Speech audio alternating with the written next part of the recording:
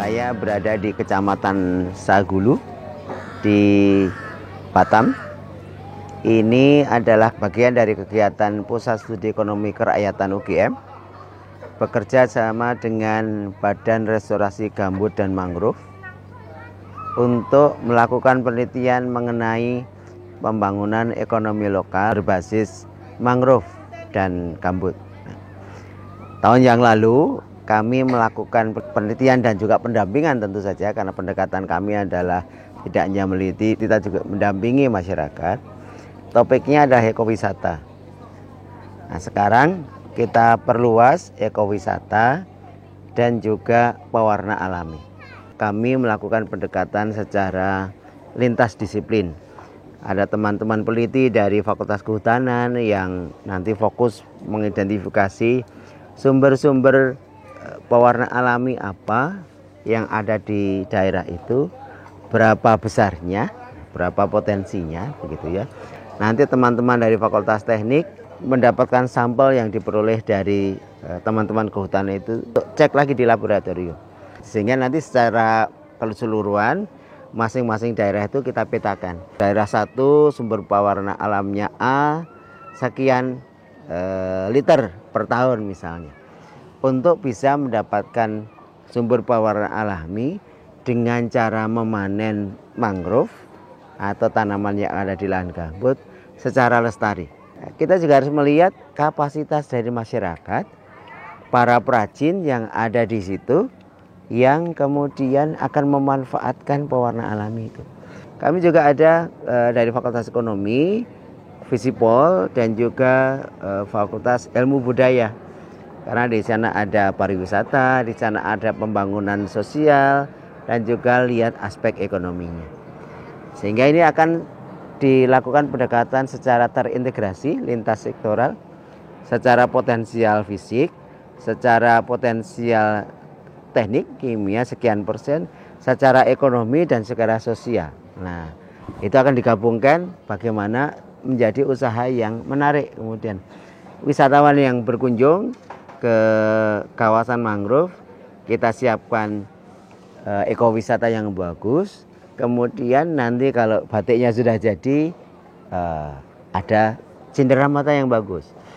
Nanti kalau olahan mangrove-nya sudah jadi, ada oleh-oleh makanan atau produk-produk lokal yang lain. Di sini kan ada seafood, ada produk ikan, ada macam-macam.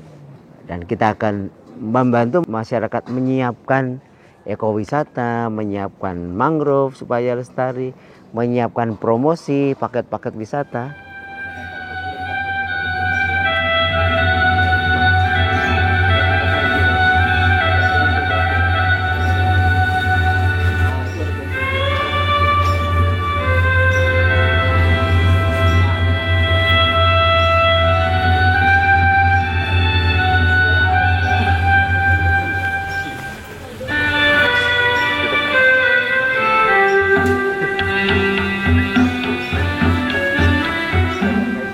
Tahun ini kita menjalankan penelitian dengan judul Pengembangan Ekonomi Lokal di Ekosistem Lahan Basah, Gambut, dan Mangrove di 5 provinsi.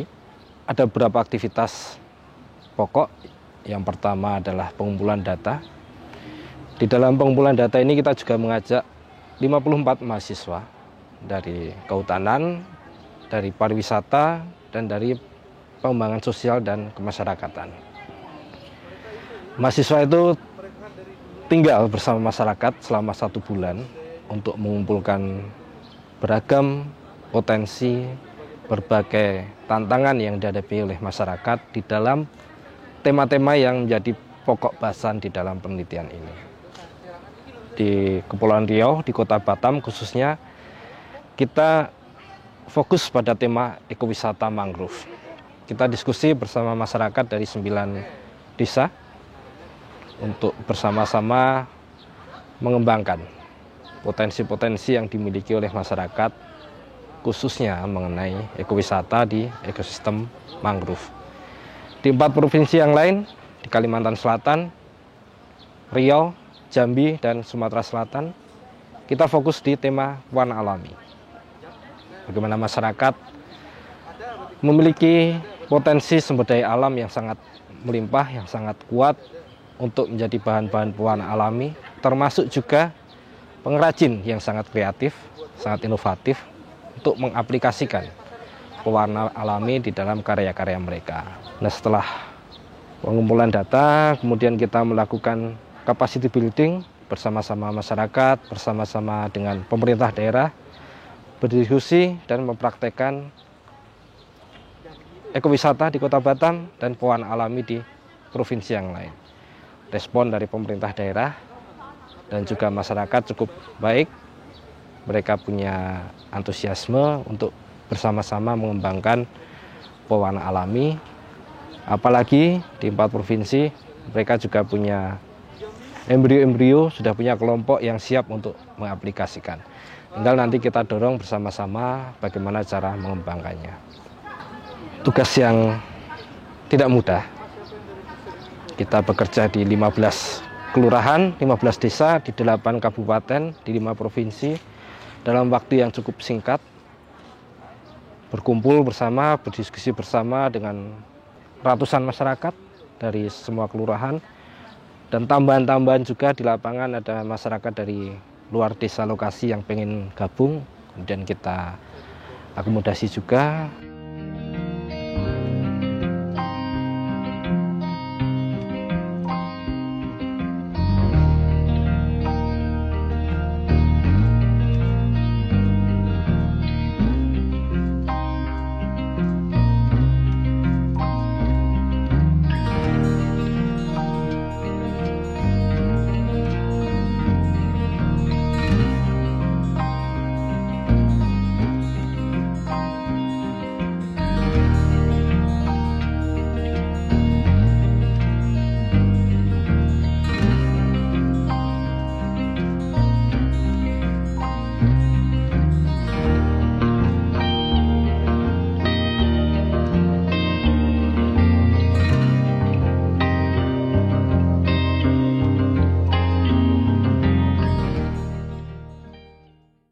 Jadi ekowisata mangrove sebenarnya adalah upaya untuk menjembatani bagaimana kepentingan kita mengkonservasi lahan, khususnya ekosistem mangrove, dengan kepentingan ekonomi masyarakat, khususnya ekonomi masyarakat lokal. Artinya sejauh ini konservasi mangrove acapkali terancam oleh gerakan masyarakat yang melakukan penebangan, pemanfaatan untuk kepentingan-kepentingan yang arahnya lebih ke arah ekonomi. Kedepannya harapannya ekowisata mangrove dapat menjadi jalan ketiga alternatif untuk mengelola ekosistem mangrove agar lebih bermanfaat secara berkelanjutan, baik untuk kepentingan preservasi, konservasinya, maupun juga peningkatan kesejahteraan masyarakat.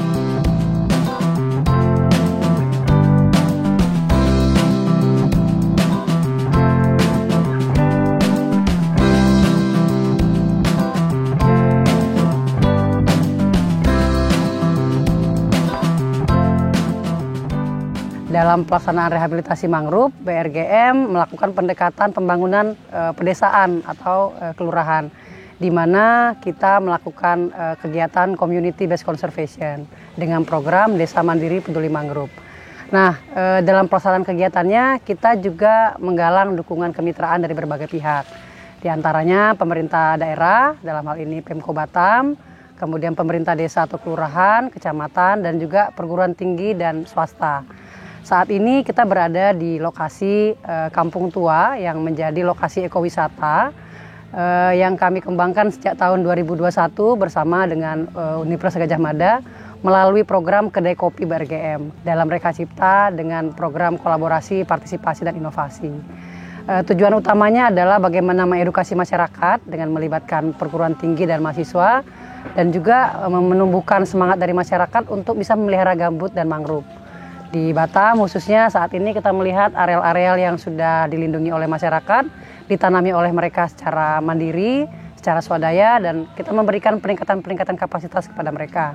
Harapannya kegiatan ini bisa membantu mempercepat kegiatan rehabilitasi mangrove di Kota Batam, sehingga Kota Batam tidak hanya dikenal sebagai industri, tapi juga sebagai salah satu tujuan wisata, khususnya ekowisata berbasis ekomangrove.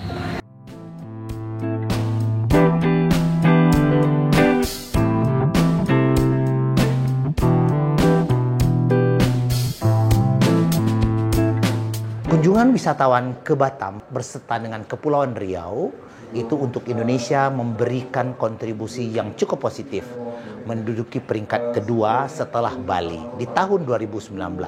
Hampir di semua kecamatan berdasarkan RDTR Kota Batam memiliki kawasan pariwisata. Jadi potensi pariwisata di setiap kecamatan akan kita maksimalkan, terutama untuk mangrove-nya, pulau-pulaunya, kelautannya, terumbu karangnya juga sangat berpotensi untuk dikembangkan ke depannya.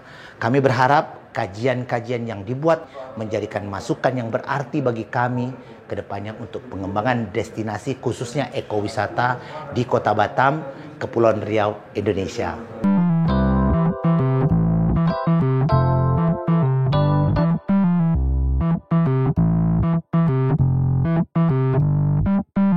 Pada tahun ini kami mulai menyusun potensi paket wisata yang mungkin nanti akan bisa dikembangkan dan ditawarkan, dan itu akan menjadi kegiatan yang akan dikerjakan oleh masyarakat.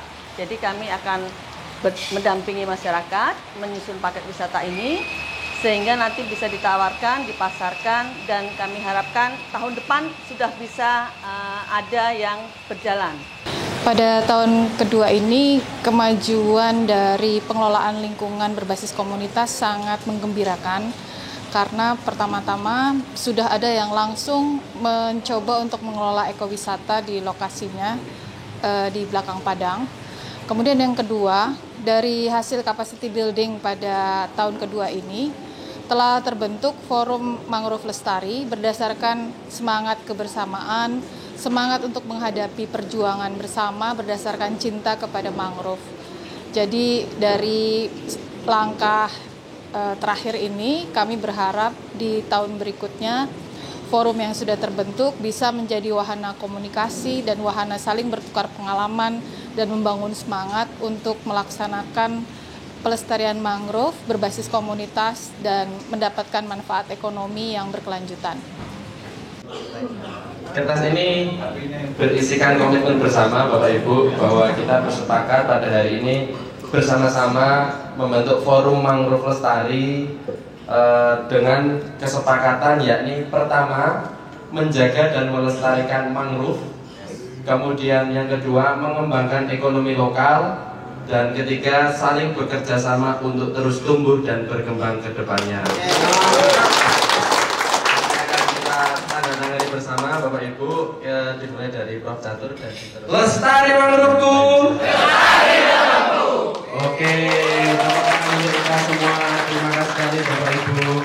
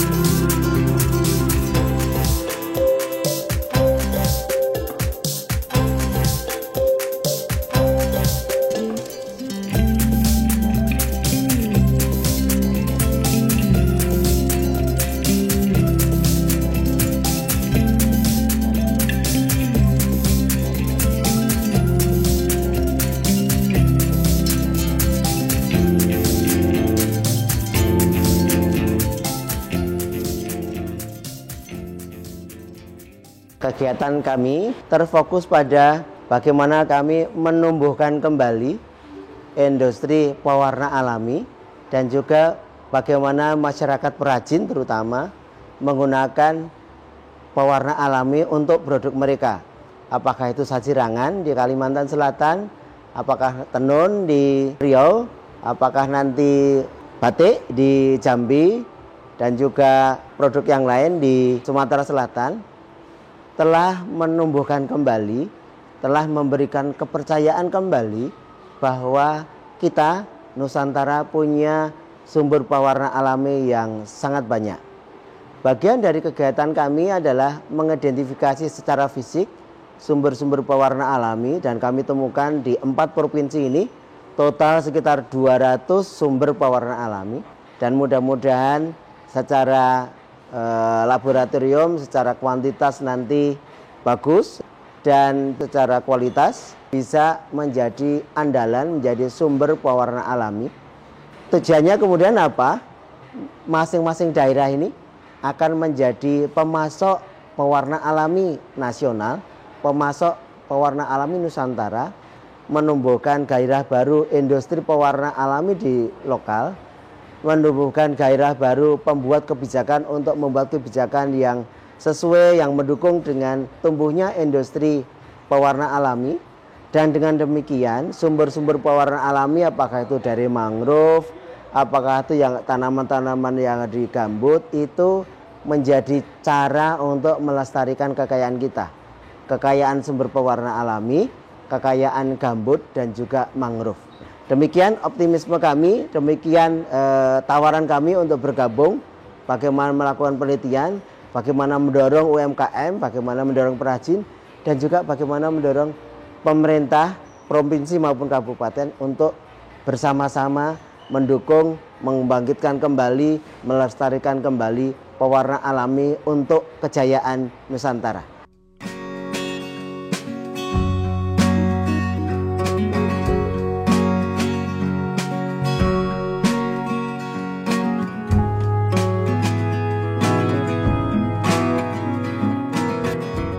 Diharapkan dari kerjasama ini terbangun produksi dan aplikasi pewarna alami secara masif dan terstruktur, mulai dari hulu, yaitu dilakukan identifikasi potensi pewarna alami di masing-masing daerah. Itu kita identifikasi dulu potensi-potensi pewarna alami yang ada di sana.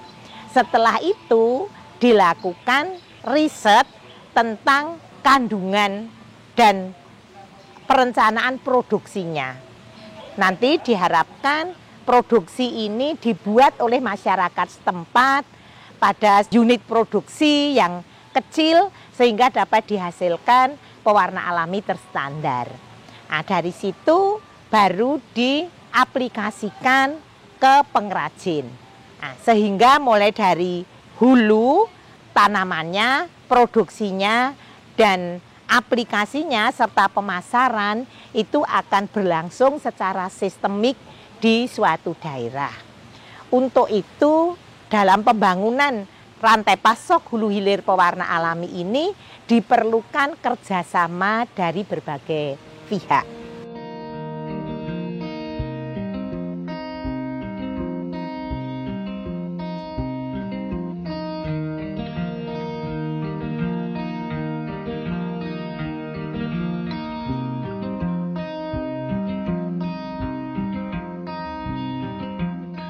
Sebenarnya kalau kita baca apa yang ada di alam, baik itu di hutan maupun di area masyarakat, banyak sekali jenis-jenis yang punya potensi untuk menjadi sumber pewarna alami. Sayangnya ada banyak hal yang harus kita juga paham bahwa manfaat itu, pewarna alami itu bukan satu-satunya.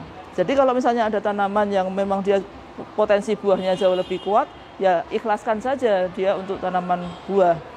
Nah, jadi yang kita cari itu adalah tumbuh-tumbuhan yang memang memiliki potensi tinggi untuk sumber pewarna alami dan bisa menambah nilai dari tanaman itu. Kemudian ada hal lagi yang harus diperhatikan adalah pada saat kita tahu materi yang harus kita ambil itu adalah daun, bunga, buah, ataupun mungkin kulit batang. Jadi cara pengambilan itu juga harus sesuai dengan tumbuhannya supaya apa? Tetap lestari. Tumbuhan tidak boleh dibunuh.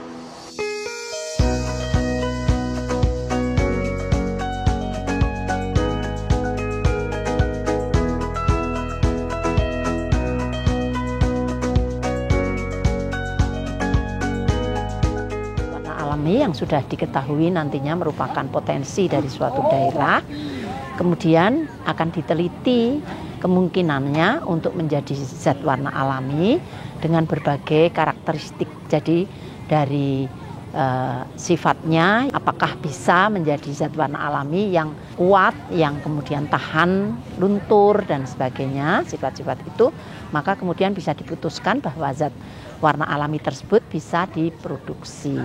Nah, zat warna alami tersebut itu akan diproduksi dengan melalui beberapa tahap, yaitu melalui tahap ekstraksi, kemudian bisa lanjut dengan proses pembuatan powder atau konsentrat. Dengan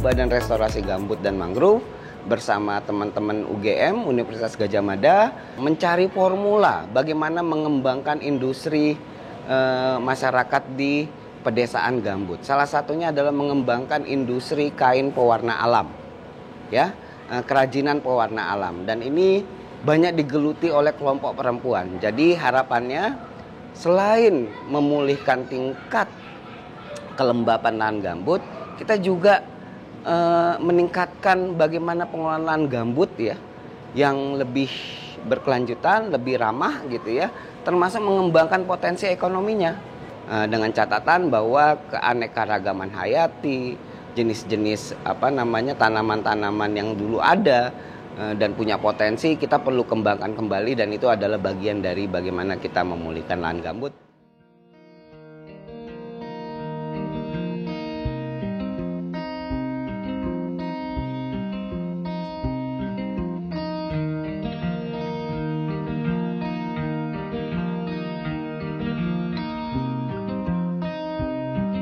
Yang kami lihat sebenarnya kami dealing dengan kelompok tani wanita hutan Makmur Jaya gitu.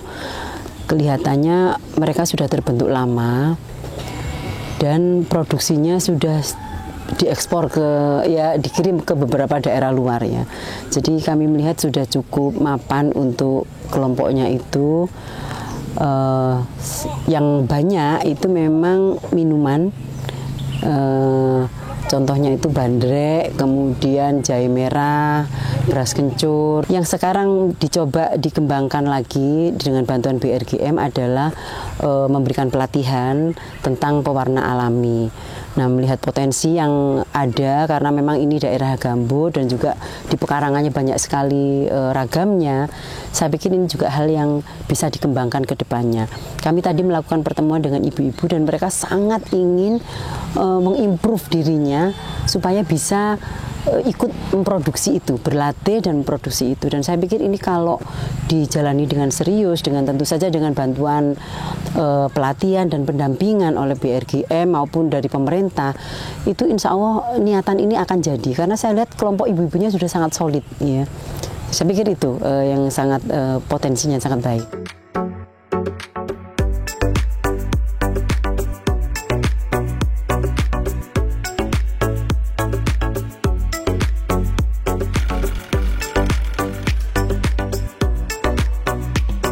Kegiatan ini juga didesain, dirancang dalam bentuk kelompok-kelompok karena supaya kegiatan bahan pewarna alami itu bisa lebih sustain, lebih berkelanjutan.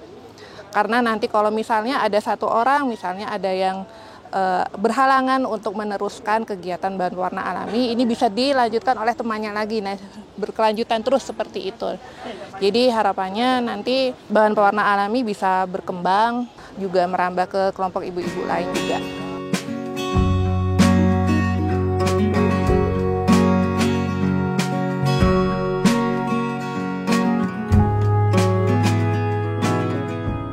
harus ada sistem sini. Ada kelompok yang menanam, ada kelompok yang memproduksi, ada kelompok yang bisa menjaga quality control pewarnaan tersebut, dan ada kelompok yang membuat produk-produk turunannya, dan lalu ada kelompok yang bisa memasarkan dari produk turunan berbasis pewarna alami tadi. Jadi itu yang akan berkelanjutan. Kata kuncinya adalah sistem berbasis pewarna alami.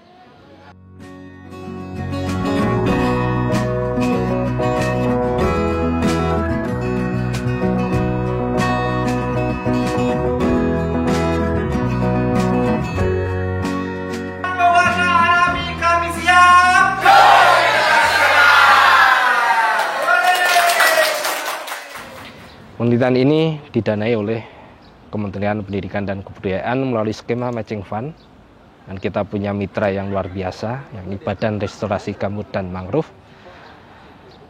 sebagai partner yang sudah 2 tahun ini bersama-sama kita. Harapannya apa yang kita kerjakan melalui ekowisata, melalui pewarna alami, mampu berkontribusi dalam pelestarian, konservasi di ekosistem lahan gambut dan mangrove. Teman-teman semua, mudah-mudahan ada kesempatan baik sehingga kita bisa ketemu lagi tahun depan di lokasi yang mungkin nambah, dengan tema yang juga mungkin juga akan nambah, dan kita tetap semangat di tengah segala keterbatasan yang ada, di tengah segala tantangan yang ada. Mudah-mudahan apa yang kita kerjakan sedikit banyak mampu berkontribusi kepada warga, kepada masyarakat yang ada di lokasi riset, dan mudah-mudahan bisa menjadi rujukan untuk diterapkan di lokasi-lokasi yang lain yang punya kemiripan potensi sumber daya alam. Sampai jumpa teman-teman di tahun depan. Salam sehat, salam semangat. Ini tahun kedua, mudah-mudahan kita akan berlanjut. Tahun ketiga nanti penguatan dari berbagai inisiatif yang kita sudah mulai sekarang ini. Ada sumber-sumber potensi yang ada di lokal, ada kegiatan ekonomi, ada ekoprint, ada batik dan sebagainya yang berkaitan dengan pewarna alami.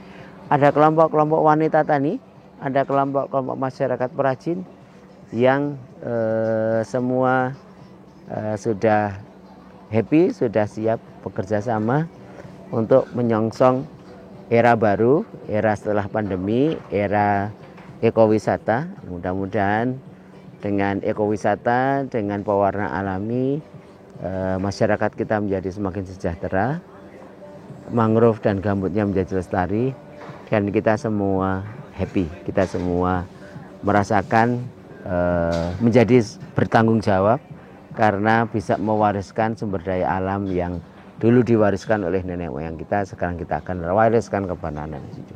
Kita tunggu kesempatan berikutnya.